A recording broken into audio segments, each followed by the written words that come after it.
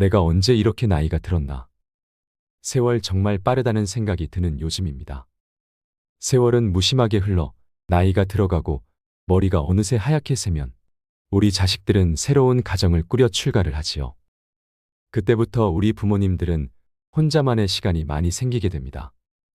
자식들과 함께 살 때는 그래도 자식들이 챙겨주기도 하고 아픈데 없냐고 관심도 가져주었지만 자식들도 살기가 힘들고 참 바쁩니다. 그렇게 이제는 나를 챙겨주는 사람이 없게 됩니다. 자식들도 일이며 본인 가정이며 바쁘다는 것을 이해하지만 그렇게 살다 보면 더욱더 부모님의 건강은 뒷전이 되고 맙니다. 거기다 배우자가 누가 하나 먼저 죽기라도 한다면 혼자 남겨졌을 때 얼마나 외롭고 쓸쓸할까요? 혼자 남겨지게 된다면 식사도 제때 챙겨 먹지 못하고 갑작스레 우울증이 몰려올 수도 있습니다. 혼자 사는 노인 중 단지 17%만이 자신이 건강하다고 생각한다는 통계가 있습니다. 혼자 살수록 건강관리에 소원해지게 되는 것입니다. 실제로 나이가 들고 혼자가 될수록 다음과 같이 외로움을 타는 분들이 계십니다. 요즘 들어 부쩍 갑자기 화가 나고 눈물이 나고 열심히 살아도 사는 게 힘드신가요? 힘들고 좋은 일이 있길 바라기보다는 아무 일이 없길 바라봅니다.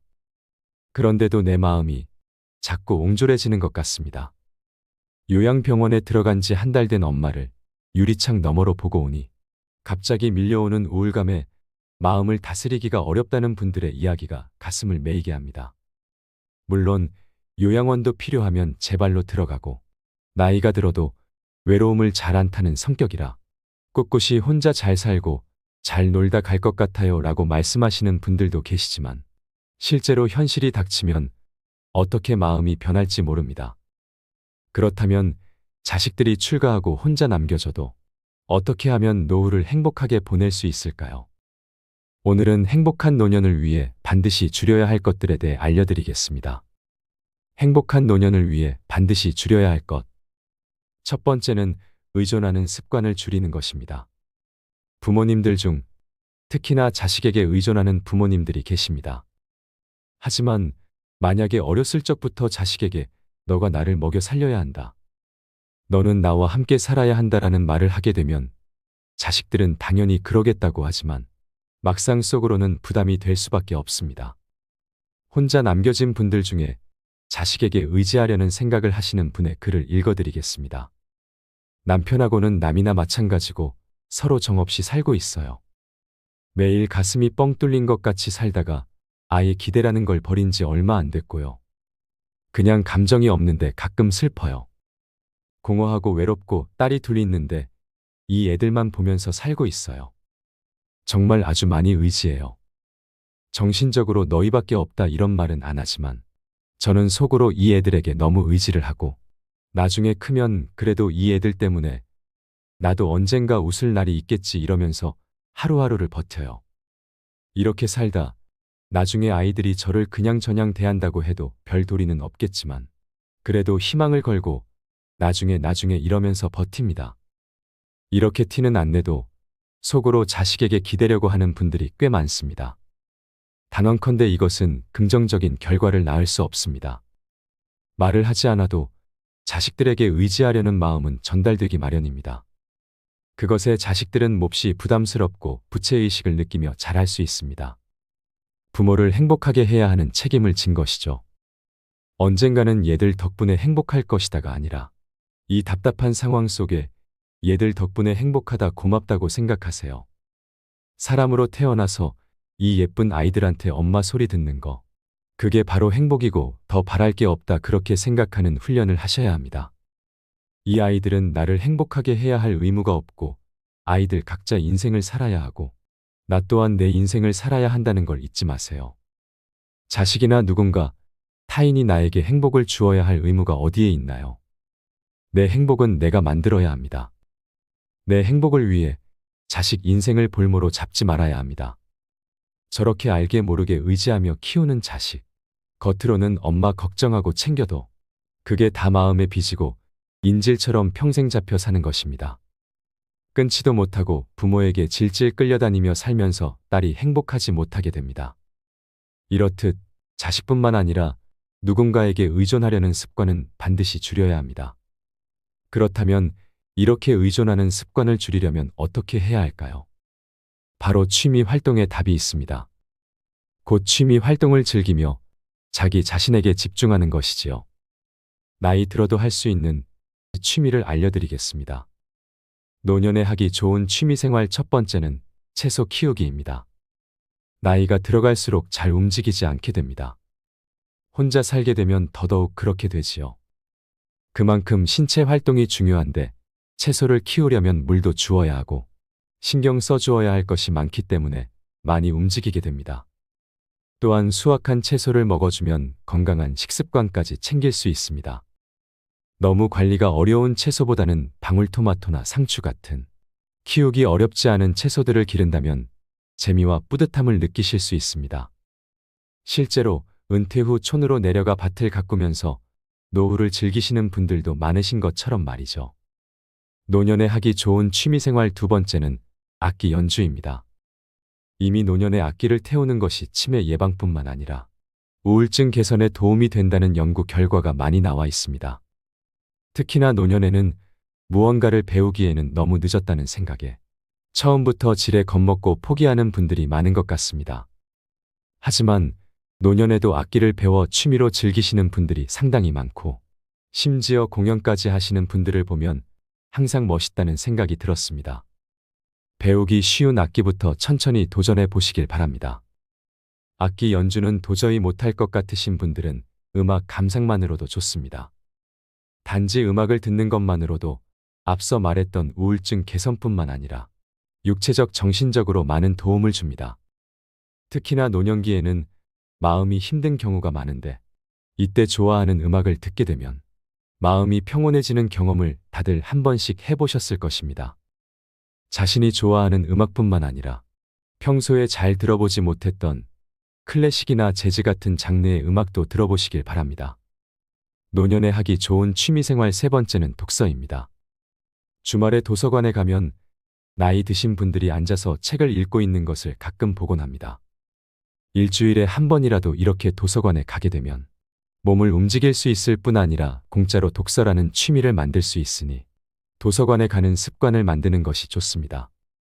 책을 읽는 것의 장점은 다들 아시리라 생각합니다. 책은 또한 내가 경험해보지 못한 것을 간접 경험할 수 있게 해주기 때문에 독서라는 취미에 빠지면 그 자체로 즐거운 삶을 살 수 있습니다. 처음에는 읽기 쉽고 읽고 싶은 책을 고르는 것이 좋습니다. 이렇게 자기만의 취미를 갖는다면 자기 생활하기 바빠 남에게 의존하려는 성향이 없어질 것입니다. 여러분, 매일 책을 조금씩 읽는 것만으로도 두뇌의 정신활동이 자극이 됩니다. 한 연구에 따르면 독서는 뇌의 노화 방지에 높은 효과가 있기 때문에 알츠하이머 및 치매와 같은 정신장애를 늦춘다고 합니다. 독서가 뇌를 자극하고 활동성을 유지하여 뇌의 힘과 능력을 유지할 수 있습니다. 평소 짧은 영상, 자극적인 영상 등 주변에 노출되어 있는 많은 것들이 우리의 집중력을 떨어뜨리고 게으르게 만듭니다. 하지만 독서를 하는 동안 집중력을 향상시킬 수 있습니다. 또 노후의 독서는 무언가에 몰두할 수 있는 정신적인 공간을 제공하면서 노년의 일상적인 걱정으로부터 덜어주는 역할을 합니다. 매일 책을 10장씩이라도 읽는 습관을 들이셔서 건강한 뇌와 정서적 안정감을 얻으시길 바랍니다. 노년에 하기 좋은 취미생활 네 번째는 탁구입니다. 우선 탁구의 제일 큰 장점은 다른 운동보다 근력과 체력이 덜 요구되어 남녀노소 같이 즐길 수 있습니다. 시간당 칼로리 소비량은 강도 높은 자전거, 수영, 달리기 운동과 비슷한 에너지 소비량을 자랑합니다. 30분당 300칼로리 이상을 소모하므로 다이어트에도 효과적입니다. 또 심혈관 건강에 좋습니다. 탁구를 한 달만 해도 심폐기능이 향상되고 체력이 높아지는 것을 느낄 수 있습니다. 심폐기능이 개선되고 체내 지방 성분이 줄어들어 혈관이 강화됩니다. 당뇨와 고지혈증, 고혈압 등 거의 모든 성인병은 혈관의 노폐물과 지방 성분 증가로 발생하는데 탁구를 하면 빠르게 없앨 수 있을 정도로 건강에 효과적인 운동입니다. 또 탁구는 저렴한 비용과 더불어 공간 제약과 날씨에 영향이 적습니다. 공간을 적게 차지하고 날씨에 영향을 받지 않기 때문에 운동하고 싶을 때 언제든 할 수 있다는 자유로움이 있습니다. 집중력도 높일 수 있고 가볍게 운동하면서 부상 위험이 적은 스포츠이기 때문에 80대까지 무리 없이 즐길 수 있는 취미입니다. 노년에 하기 좋은 취미생활 5번째는 걷기입니다. 걷기는 노후 운동으로 가장 기본적이면서도 인기 있는 운동 중 하나입니다. 나쁜 콜레스테롤과 중성지방 수치를 떨어뜨려 심혈관계 질환 예방에 도움이 됩니다. 특히 맨발 걷기는 발바닥 전체를 지압하는 효과가 있어 혈액순환을 촉진하고 신진대사를 활성화해 보이지 않는 속 건강을 지키는 데 이롭습니다. 또 걷기는 수면 호르몬 분비를 촉진해 수면의 양과 질을 동시에 개선시킬 수 있으므로 평소 불면증이 있는 사람에게 효과적입니다. 우울증 완화에도 큰 도움이 되는데요. 맑은 공기를 마시고 햇볕을 쬐면 행복 호르몬이라고 불리는 세로토닌 분비가 촉진되어 불안감과 우울감 등이 완화됩니다. 중년 여성들이 흔히 겪는 갱년기 증상 완화에도 큰 도움이 됩니다. 몸이 나빠지는 걸 막고 지금의 건강을 유지하는 데는 걷기만한 운동이 없습니다. 걷는 습관이 쌓이면 인생 후반에 보다 건강한 모습으로 되돌려받을 것입니다. 노후에 하기 좋은 취미생활 6번째는 그림 그리기입니다. 어느 한 연구에서는 그림 그리기는 기분을 좋게 만드는 신경전달 물질인 도파민을 증가시키고 스트레스 호르몬을 줄여준다고 합니다. 실제로 저도 그림 그리는 취미를 가지고 있는데요. 그림을 그릴 때 복잡한 마음과 우울한 감정이 어느새 침착하게 바뀝니다. 그림 그리기는 손의 신경을 자극하는 운동적 요소가 뇌를 자극하여 두뇌 운동에 좋습니다. 미국 알츠하이머 협회에서는 미술을 할 때 불안감이나 우울증이 완화된다고 하는데요. 치매 환자 대부분은 전에 미술 공부를 한 적이 없지만 그림을 그리기 시작하면서 놀랄 정도의 창의적인 그림을 그려내며 증상이 좋아졌다고 합니다.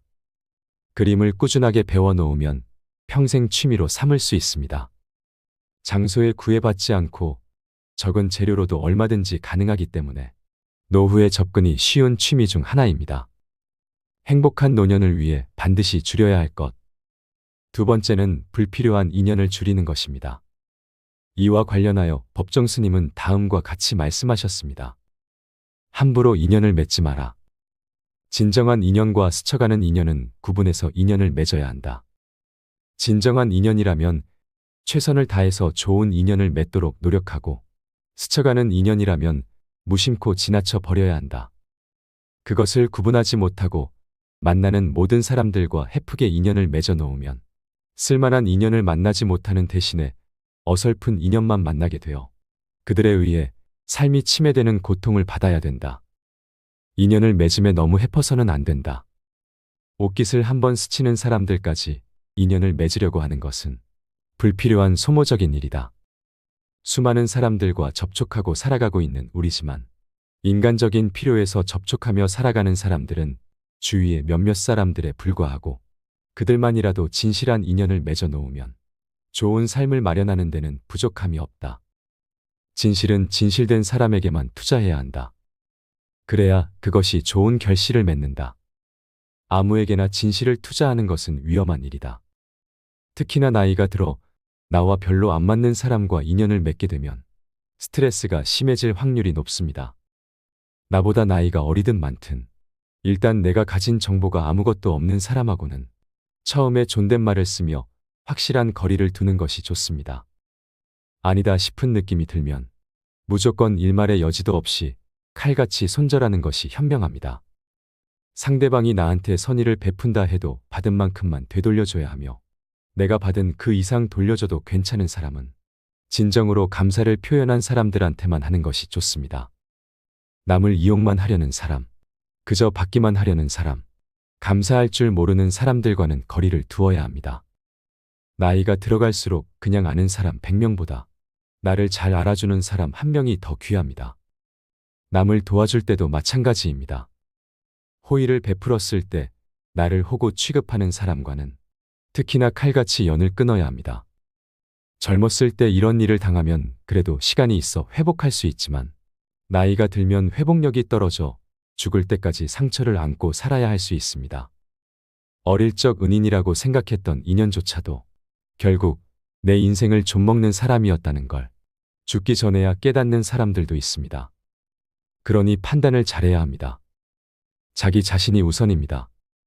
나를 힘들게 하는 인연을 내가 외롭다는 이유로 곁에 두는 것은 좋지 않습니다. 행복한 노년을 위해 반드시 줄여야 할 것. 세 번째는 앉아있는 시간을 줄이는 것입니다. 통계에 따르면 하루에 남성은 평균 8시간, 여성은 평균 7.8시간 동안 앉아서 생활하는 것으로 나타났습니다. 특히나 사무실 안에서 근무하셨던 직장인 분들이라면 앉는 것이 하루 대부분의 시간이었을 것입니다. 심지어 이렇게 오래 앉아 있는 것은 흡연보다 건강에 안 좋다는 말도 있기 때문에 우리는 더더욱 자식 생활에서 벗어나야 합니다. 사실 자식들과 같이 살 때는 억지로라도 몸을 움직이게 되는 경우가 많습니다. 하지만 자식들이 나가고 혼자 살게 된다면 여기에다 내가 움직이는 취미를 갖고 있지 않다면 그냥 앉아서 TV를 보는 시간이 하루 일과 중 대부분을 차지할 것입니다. 오래 앉아 있는 것은 소화기관에도 안 좋을 뿐만 아니라 관절에도 좋지 않을 수 있습니다. 운동을 매일 하는 것이 좋지만 운동을 안 해본 분들이라면 운동하는 것 자체가 매우 어려울 것입니다. 이럴 때는 앉아있는 시간을 줄이는 것 먼저 시도해보면 좋습니다. TV를 보다가 중간에는 꼭 일어나서 5분씩이라도 제자리 걷기나 스트레칭을 해주는 것은 큰 도움이 됩니다.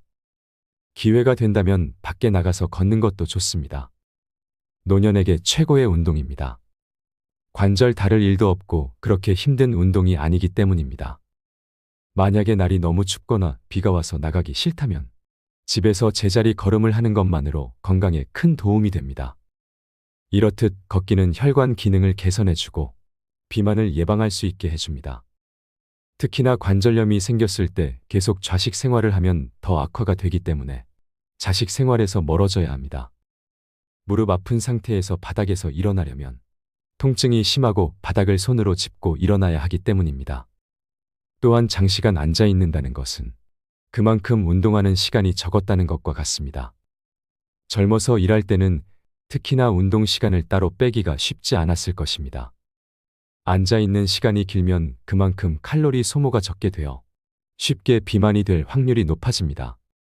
이렇게 좌식 생활은 단점이 훨씬 많습니다. 그리고 이미 안 좋아진 후에 바꾸려면 쉽지 않습니다. 아프기 전에는 신경 안 쓰다가 아프고 나서 후회하는 분들이 많습니다. 하지만 이미 아프기 시작하면 그것을 고치기란 여간 쉬운 것이 아닙니다. 아프지 않더라도 미리미리 예방하는 습관은 반드시 지켜주는 것이 좋습니다. 행복한 노년을 위해 반드시 줄여야 할 것. 네 번째는 식사량을 줄이는 것입니다. 나이가 들수록 우울증이 밀려와 한 번에 폭식을 하는 분들을 TV에서 종종 보게 됩니다. 사실 배고파서 먹는다기보다는 마음이 허해서 먹는 경우도 참 많은 것 같습니다. 하지만 이럴 때일수록 더욱더 식사량과 식단의 주의를 기울여 주어야 합니다. 사실 과식이라는 게 한 번 습관이 되면 그것을 고치기가 참 힘들어지게 됩니다. 또한 과식을 하고 나면 하루 종일 소화가 안 되고 부대끼는 느낌으로 지내게 되는 경우도 많습니다. 나이가 들수록 소화기관도 안 좋아질 수 있는데 여기에다 과식까지 하는 것은 정말 좋지 않은 습관입니다.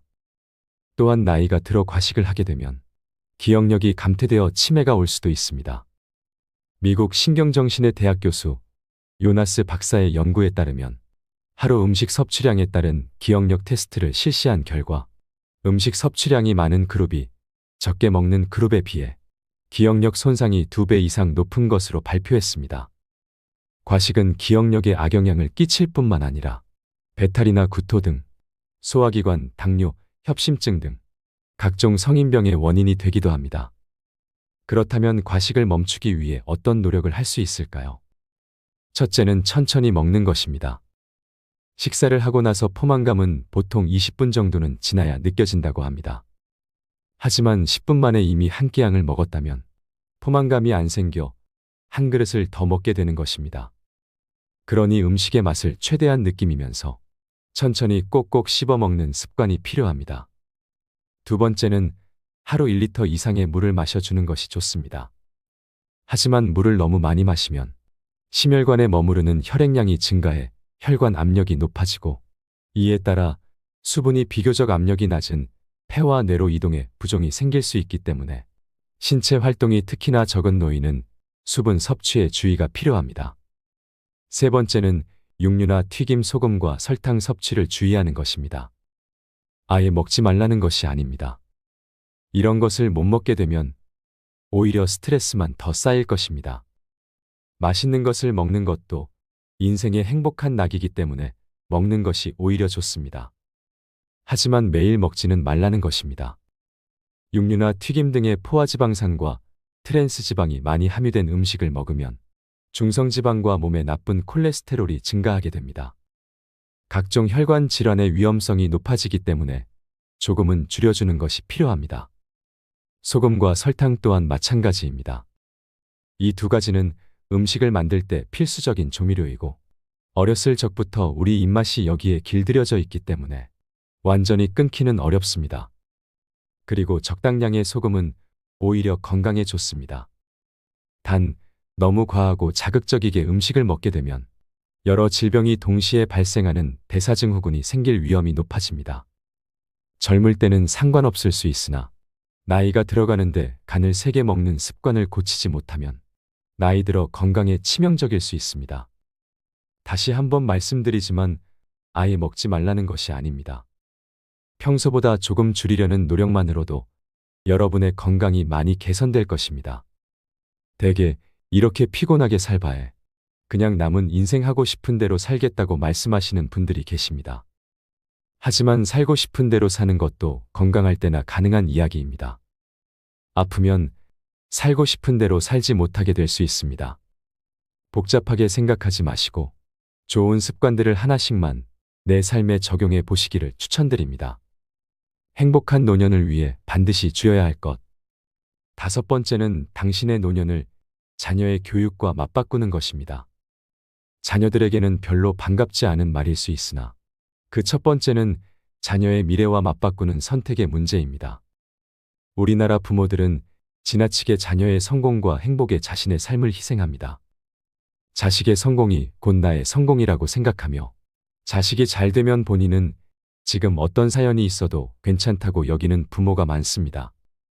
어린 자녀를 위해 내 재산을 올인하는 행동은 노후 준비를 가로막는 걸림돌이 되며 초고령 사회 일본에서 이미 심각한 사회 문제로 대두되고 있으며 노후 파산의 직접적인 원인이 됩니다. 우리나라 노인들은 경제적 어려움 속에서도 집을 팔지 않고 지키려 합니다. 자녀에게 상속하려 하기 때문입니다. 내 집은 없어도 자녀 결혼할 때 줘야 할 집 한 채는 있어야 한다고 생각하는 부모도 있습니다. 이렇게 집 상속은 기본이고 자녀가 집을 사는데 노후 자금을 아낌없이 씁니다. 이혼한 자녀의 아이를 노부부가 대신 키우며 양육비를 지출하기도 하고 예상치 못했던 일로 목돈을 투입하기도 합니다. 노후 대책은 곧 자녀 대책이라는 말이 나올 정도로 겨우 남은 노후 자금까지 모두 털어서 우리 자녀의 교육에 투자하는 예도 많습니다.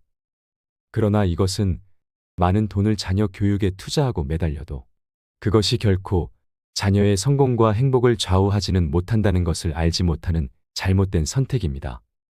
부모가 편하고 여유롭게 잘 사는 것이 멀리 생각하면 자식을 위해서도 좋습니다.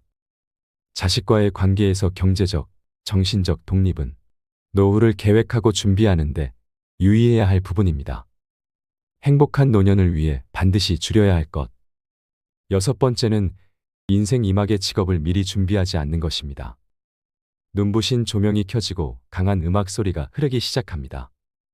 사람들의 시선은 지금 막 등장한 시니어 모델들에게 모이고 관객들은 환호성을 지릅니다. 올해 9년차 베테랑 시니어 모델인 인권 씨는 87세입니다. 감각과 자신감이 넘치는 워킹, 돋보이는 패션. 임 씨가 시니어 모델 일을 시작한 건 40년 해오던 일에서 은퇴 후 집에만 머물기 시작하면서 느낀 변화 때문이었습니다. 집에서 멍하니 있다 보니 무기력해지고 건강도 나빠졌습니다. 계속 이렇게 있을 수 없다고 판단한 그는 신문에 난 공고를 보고 모델 일에 지원하게 되었습니다. 현재 그는 직접 피부 마사지도 하고 화장과 머리 모양도 직접 챙기며 바쁘지만 즐거운 나날을 보내고 있습니다. 주위를 조금만 살펴봐도 노인이라는 한 단어로 묶어버리기 어려운 다양하고 입체적인 노인의 모습이 가득합니다. 우리는 무의식 중에 노년의 시간이나 욕망, 감정 등의 가치를 상대적으로 저평가하는 사회 분위기에 파묻혀서 살아갑니다. 마치 25세의 삶이 70대의 사람보다 더 중요하기라도 한 것처럼 말입니다. 그러나 그렇지 않습니다. 10대, 20대가 앞으로 크면 뭘 할까 고민하는 것과 은퇴한 노인들이 앞으로 무슨 일을 하며 어떻게 살 것인가 고민하는 것에는 차이가 없습니다. 살아가는 매 순간이 개인의 삶에는 늘 최초이자 다시 돌아오지 않을 시간이기 때문입니다. 우리는 모두 처음 살고, 처음 늙고, 처음 죽습니다. 어떻게 늙을 것인가라는 질문은 어떻게 살 것인가와 다르지 않습니다. 고령화로 은퇴 후 삶이 연장된 세대는 그 시간을 어떻게 뭘 하면서 보낼 것인지 고민하지 않을 수 없고 특정 나이 이후를 생각해 보지 않았던 사람들이라도 그때부터 시작되는 새로운 삶을 상상하고 미리 준비해야 합니다. 행복한 노년을 위해 반드시 줄여야 할 것. 7번째는 나이가 될수록 행복은 인간관계에 좌우된다는 사실을 모르는 것입니다. 행복하게 돼가 에드 디너 교수는 상위 10%의 행복한 사람들이 나머지 90% 사람들과 보인 가장 큰 차이가 인간관계에 있다는 사실을 밝힌 바 있습니다. 서로 신뢰와 사랑을 주는 관계가 있느냐 없느냐는 사람들의 삶을 전혀 다른 풍경으로 이끕니다. 부모와 자녀, 배우자, 친구, 연인 등의 관계는 행복은 물론 생존과 결부된 중요한 요소이기도 합니다. 그런 관계들이 없었다면 이 위험하고 거대한 세상에서 인간은 생존과 번영을 이룰 수 없었을 것입니다. 특히 노년에 있어서 관계는 끝까지 사회적 존재로서 자존감을 유지할 수 있는 중요한 요인입니다. 빠르고 느린 죽음으로 관계를 주로 상실해 가는 시간에 인생 이막 노후에는 오히려 새로운 관계 맺기가 가장 필요한 시점입니다. 많은 연구 자료에 따르면 다른 세대와의 만남과 관계 맺기는 특히 사회적으로도 중요한 의미가 있다고 말합니다. 세대의 교감에 접근하는 가장 좋은 방법은 다른 세대가 서로 만나는 것입니다. 이를테면 아이들에게 동화책을 읽어주는 일은 노인들이 다른 세대인 아이들과 만나는 계기가 되며 이런 동네 활동들에 적극적일수록 노인들은 건강한 노년을 보낼 확률이 높아집니다. 자신이 좋아하는 것을 우선 찾고 그 일이 다른 세대와 새로운 사람들과의 관계 맺기로 확장하는 노년이라면 가장 이상적이라 할 수 있습니다.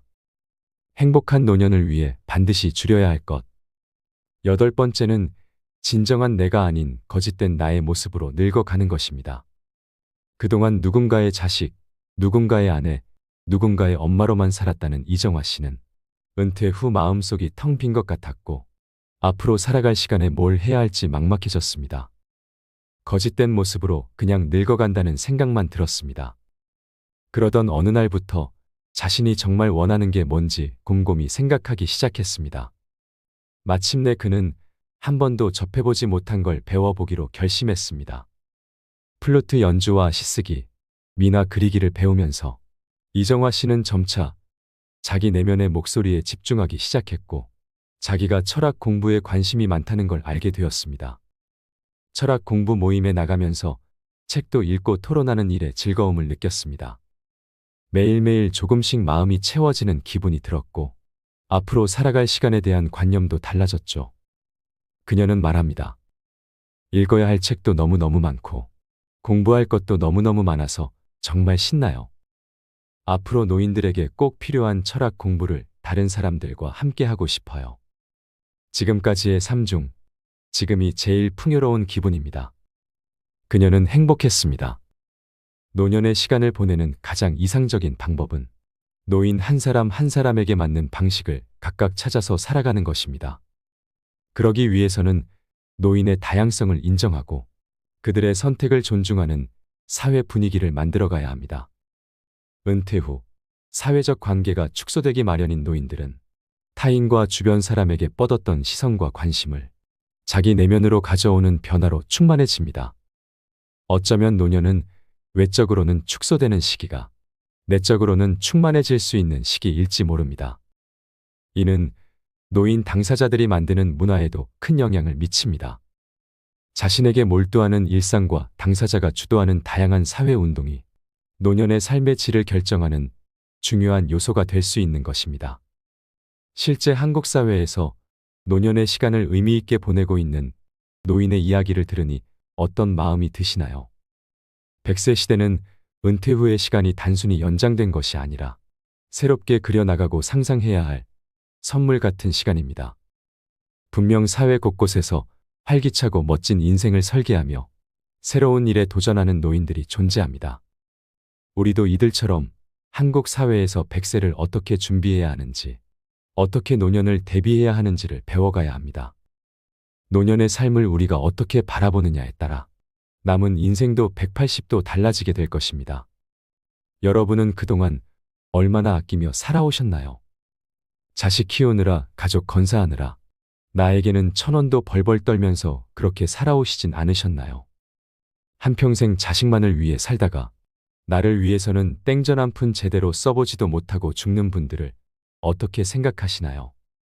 죽을 때 돼서 나 한번 호강해 보려고 그랬는데 이렇게 허무하게 가게 될 줄 몰랐다고, 억울해서 못 죽는다고 눈물 뚝뚝 흘리지 않으려면 지금부터라도 나를 위해 살아가는 연습을 하셔야 합니다.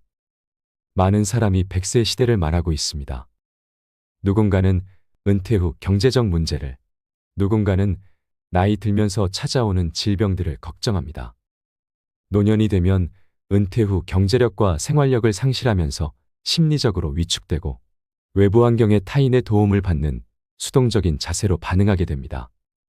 노화에 따른 신체적 약화는 조심성을 요구하게 되고 예전과는 다르다는 자각으로 새로운 경험에 대한 두려움이 생깁니다. 사회적 역할이 상실되고 고립감, 가족관계 변화 등은 우울증으로 이어집니다. 현재 우리 사회의 노인들은 가난하며 고독하기 쉬운 것입니다. 이렇게 된다면 불행한 노후를 보낼 수밖에 없습니다. 하지만 방법은 있습니다. 오늘 영상에서 말씀드린 행복한 노년을 위해 반드시 줄여야 할 것. 첫 번째, 의존하는 습관을 줄이는 것.